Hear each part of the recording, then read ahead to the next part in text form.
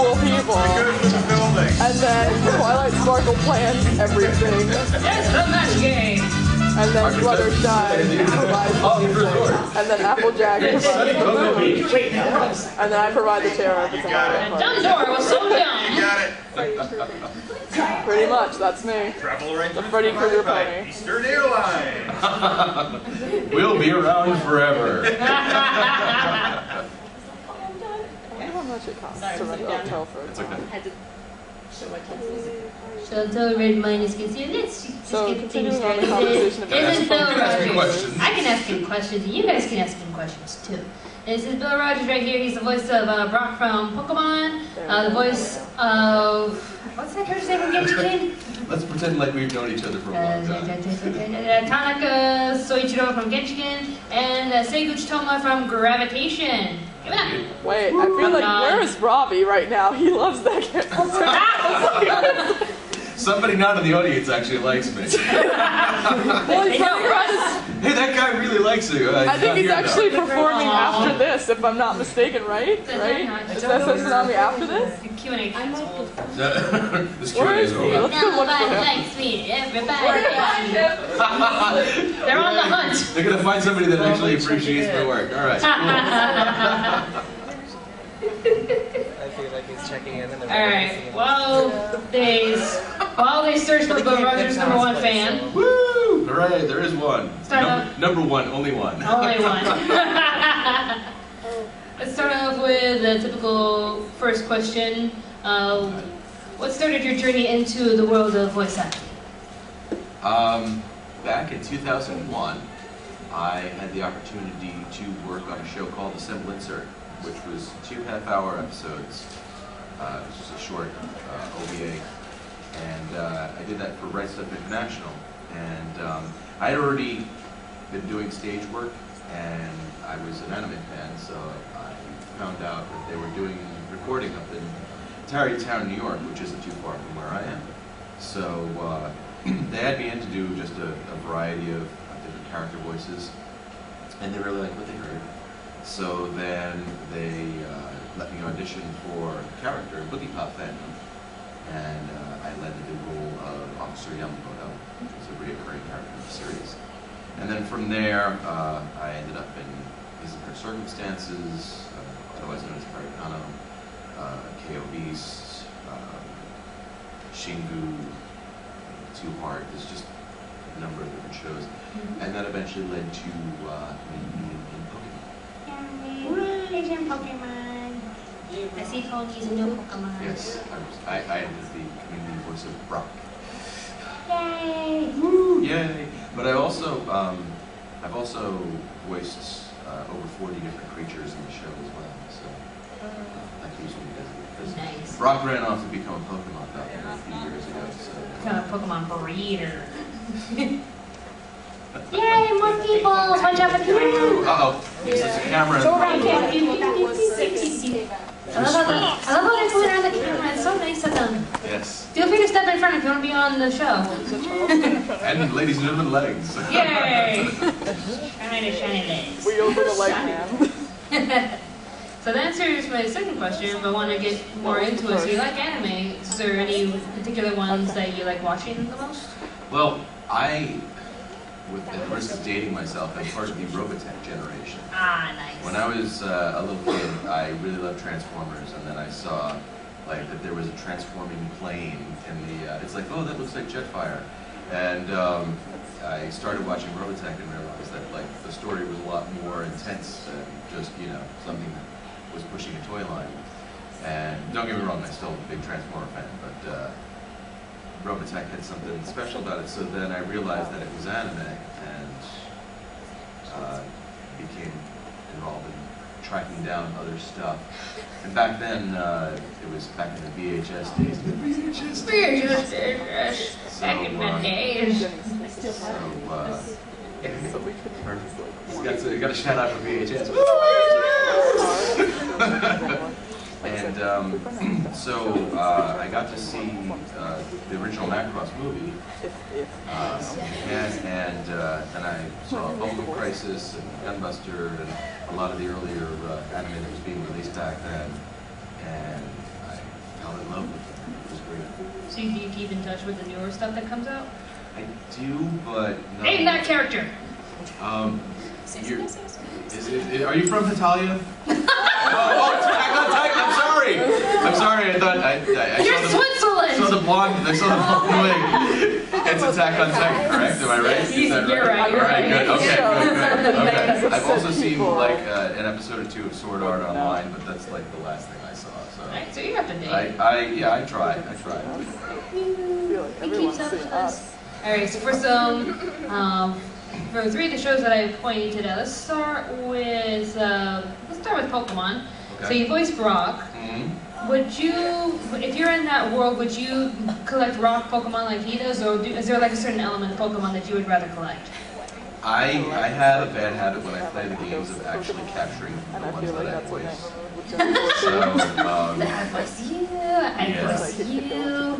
My traveling party usually consists of, I try to get Lucario somewhere in there, and, because there was also Lucario in Smash Brothers in the show and all that stuff, so that was kind of fun. So your Pokemon badge being various. Yes, exactly, I try to, but my favorite Pokemon is Croagunk, and he's not exactly the easiest type to work with, but I always have to have Croagunk in the party. Nice. For Gameskin, since you said that you like anime, would you see yourself hanging out with those characters? Actually, that was the thing when we were working on it. The director that worked on the show was Bill Timoney, and he's a tremendous actor. He's done work, Broadway and film and TV and stuff like that. But he also was directing anime for a while. About 10 years ago, he was doing a lot of anime work, and he loved the show and was able to like get the actors motivated for performances, but didn't know a lot about anime itself. So when we were dubbing, I would be chuckling a lot through it, like, oh, I remember when I was in college that we were doing that. And there's actually an episode where like they're packing up for the winter break, and they're like, okay, well, don't forget the Sega Saturn for New Year's. And it's like, yeah, many was the New Year's that I sat with a bunch of nerds going, oh, yeah, it's my turn, hold on. But yeah, we had a Street Fighter tournament one New Year's and kind of forgot that like it was midnight. So. Oh, Happy New Year's, guys! Yeah. Who's next? But I mean, I really I liked it, and I had explained a lot of elements of fandom to him, to the point where in the second season of Genshin, there's I'm actually listed in the credits as a Otaku consultant. Because there were a lot of like little in-jokes that they didn't get. Nice. I don't get it. Oh my gosh! Ow! Keep hitting her, because she interrupted the Q&A. Honk that horn. Whatever happened to that horn. There you go. Hey! Right in my ear. Do that, or somebody stepped on food. Very sure about that. Oh! It was huge! You have to have like a drum roll thing. He And probably has one. There you go. Hey! Alright. Try the veal. Alright, gravitation. Mm-hmm. What was it like working in general for gravitation? What's your overall, feelings for the show? I didn't know from Gravitation when I first got cast in it, and so I spoke with a friend of mine, Jeannie, who is a huge Gravitation fan, and I said, I don't know this show. And she was like, you have to, you're Tohma, it's very important. So she sent me, she gave me a bunch of VHS tapes. VHS tapes, ladies and gentlemen. Back in my day. Making VHS references again. But, so she gave me a bunch of VHS tapes with the show subtitled, and I watched through it before I got to work on it. So, I was prepared for it. And I was surprised, because I hadn't heard of the show, and it wasn't, at the time, a big thing amongst the anime community. But subsequently, every convention I go to, I get a lot of people like, oh my god, Pokemon, Pokemon. And then there's always like a handful of gravitation fans that are like, oh my god, gravitation! I'm like, oh wow, you know, the fandom is still alive and well. They're still out there. So They're still out there. it's nice. Mm-hmm. Out of all the characters you've voiced, pick one and just the one character you would want to hang out with for one day. Partying, clubbing, do whatever. Wow. I'm sure Lucario would be a blast. Yeah, there you go. I'd like to go fight other legendaries with Lucario. That was what I do. But I'd most likely just hang out with Tanaka and play video games. Like one of those days, oh, you exist now? Okay, let's play. He could show me how to make a Gundam model kit more than like the Snap ones that I make. Because that was the thing, he was the cosplay fanboy, but he was also the model building guy. And there's a whole episode where he's talking about like the importance of model building, and I told the director, I'm like, yeah, I've made a couple Gundam Snap kit models, but that's about it. If it's something that requires glue and paint, I'm no good. Nope. Nope. Alright, one final question from me, and then I'll see if anybody in the audience has a question. This is like the most difficult question of all time. This is going to be really hard for him. If you were a dinosaur, what would you be? A dinosaur. And keep in mind, raptors are the #1 answers. So if you choose raptor, that'd be mainstream. Okay, so I gotta be hardcore different, huh? Yes. Alright, well, I don't know. Raptors are pretty lethal. And then you have, the T-Rex is great, but you can't really do anything, so kind of, I have a feeling that I'd probably end up just being like a chill brontosaurus or something like that. I'm just eating trees, Whatever. But I guess, maybe what do they call those? Compies? The ones that like spit poison at you and just blind you? There you go! Awkward brontosaurus. Awkward brontosaurus. Would that be, I don't know. But, no, I guess it would be, awkward brontosaurus. But, yeah, I guess that would be. So the awkward brontosaurus. Yeah, I would be the awkward brontosaurus. Alright, anybody in the audience have a question for Bill Rogers here? Anybody? Looks like you're about to... Somebody has a question on the end there. Yes. And somebody next to her is very nervous to ask. So there may be 2 questions. What do you think your most famous line out of all of your characters is, and can you say it for us? What's my most famous line? The line that I get asked every convention. I guess it's time to use my frying pan as a drying pan. Okay, on the board, see if you can read this. Blue, no, yellow! Monty Python again. Thank you, Monty Python reference. What was your question? Facts are Her question. down on the ribs. Her question was, what's his favorite color? He said, blue. No, yellow. Tippy waitress. Anybody have a question? Yes. How fun was it to get here today? Actually, I got here yesterday, and it was an adventure.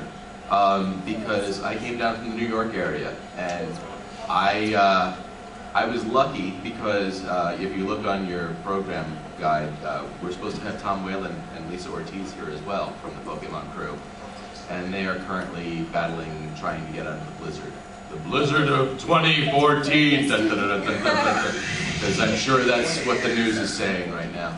And when I left yesterday afternoon, it was still sunny out. Well, it was overcast, but it wasn't snowing. And I still ran into delays getting down here. And but yeah, we made it in, and I think I got to sleep at about 6 in the morning. So, but I'm here. I was in the car with him. He came to my house to pick me up along with the other crew members. I'm like, oh, you're that guy. I'm that guy. He's that guy. It's next to Switzerland right here. Yes. You like Avenue Q? I do. I saw it on Broadway and I was like, oh my god, I absolutely have to be involved in this. And I'm not lucky enough to be Broadway caliber, as they say. I'm not in equity, so I lucked out though because they did a regional production in New Jersey, and I got to play Nikki. So Nice. I was really excited. And the cool thing about it was that they actually rent the puppets from the same place that makes the puppets for the Broadway show. So when we did the show, we started off, for the first like week or two of rehearsal, we basically had like, it was just like 2 ping pong balls on a Velcro strip that we put on our hands, and we'd walk around and like do the puppeteering for a while, just to kind of get used to it. And we, you know, work with our music director to get the songs down and work on blocking. And then they brought in the puppets, but we had rehearsal puppets, and they look very similar to the actual final production puppets, but the final production puppets are like, they're like, because the rehearsal puppets just have like a simple like shirt on or whatever, Yeah. and they're like, their eyes aren't as elaborate, and their faces aren't, you know, as well stitched. But the final like production puppets, like we got those like on Tech Week, and they're like, okay, now we're working with the final production puppets because they're really expensive, so we don't want anybody to break them. And when we started working on those, it was like really, really cool because they're like very elaborately done, and they got cool costumes and everything. Very It was a blast. Okay. Anybody else? Any more questions? Questions? If you guys have any more questions, he's going to be here for the whole week. I see a tentative question. Attack on Titan shirt. What, if you like Broadway, what's your favorite play besides that Nikki? I was also really very fond of Spamalot. Ah. And yeah, I don't know if I could actually pull that one off, because I do a lot of theater, but I do a lot of just straight plays. I don't do musicals. And that was kind of a stretch because I'm not really, singing's not my forte, but singing in a character voice, I was like, oh, I can do that. It was a lot easier. It was a lot easier to do that. And when I auditioned for it, it was cool because they just had a big, huge room loaded with all these young, like, fresh out of college, like, I'm classically trained and I've got this beautiful singing voice, and I was like, I can do the character, you know. And so they had people going up and singing, and when I sang, I noticed a lot of people were like, oh, like looking around like, yeah, I don't think I can do that. So that was the fun part. So I got in on the singing, and then the problem is I'm also not really an all singing, all dancing kind of guy. So Nikki is a two-handed puppet, and that basically means that you've got, I got my hand in him moving his mouth, and my other hand is moving his left hand, and then I've got somebody standing behind me. Come here for a second. Uh-oh. This is a demonstration. So if you're me, you're puppeteering like this, and you're moving the hand, and then there's somebody like this with that hand in the other arm. You're going to be a little more. Okay. And so we're moving around, and now I have to choreograph this person as to like, okay, so this way we're going to put our hands down. No, this is your head. Okay. So we're going to put our hands down, and then we're going to put our hands up, and then we're going to clap, and we're going to do this, and we're going to jazz hands. And so we went through weeks of rehearsal, and then finally, even in the production, there were times where while we were doing it, it's like, and we're moving this way, and we're moving this way, because I would be like, wait, what's the number? Where am I? Wait. So luckily, my friend Amanda dragged me around stage for a lot of the rehearsals, and was very patient with me because she was very, very good. She was a very good dancer and choreographer, so she's like, I'll get you through it, but I got a lot of, come on. Come on. I need an adult. Yes, and it's on tape now. It's on film. Bill Rogers arrested for manhandling his interviewer. This better be a good interview, or else there'll be more pushing and shoving. Any more questions? Any more? Crickets. Do we have cricket noises? No cricket noises. How good are you? He's about to click something. What do you got? Wait. No, just looking to see. No cricket noises. Aww. Well, actually, it kind of works out because it's almost 4 o'clock. Does this count? Sure. Oh, Tarzan. One more question from Switzerland. Armin. You're never going to let me live that one down, are you? Never.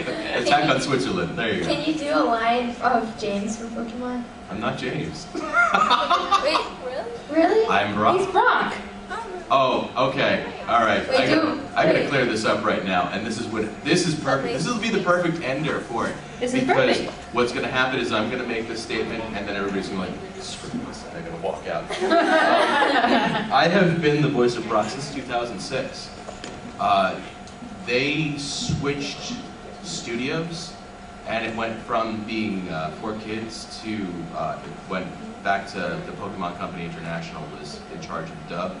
And when they did that, they ended up getting a new studio. And when I first heard that I was auditioning for Pokemon, I thought that Eric Stewart had left the show. I was like, oh, okay, I'm gonna be the new voice of Brock. And then I found out it was the whole cast was then doing the show. So yes, I've been doing it as long as the initial cast because they did the first 8 seasons and we did seasons 9 through 16 and 17 just started. So we've been working on it just as long, so the pain and stigma of that has kind of gone away because I've had a lot of people come up to me like, you're not the real Brock. But yes, I love doing it, but no, it's actually Jimmy Zoppi who's the voice of Meowth and James in the voice of it. So maybe you should do a Brock voice for her. I already did before. I did the drying pan thing already. That sounded like a very aged Brock. I'm sorry.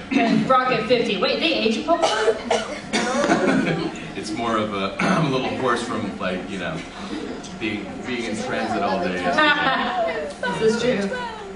Alright, so it's near 4 o'clock, so this ends our Q&A, but Rogers will be around for more panels. I know panels have been switching around here and there, so just keep going to registration and see if there's more Q&As. What's going on now? What's going on right now? Oh god. I'm late! So Bill Rogers, thank you all for coming, thank you all for your questions, thank you! Applause, yay! Someone's writing something on the board again. That was authentic applause. You didn't even have to use the can. Hooray, what? Wait, spell check. You're fabulous. Thank you. Mickey is fabulous.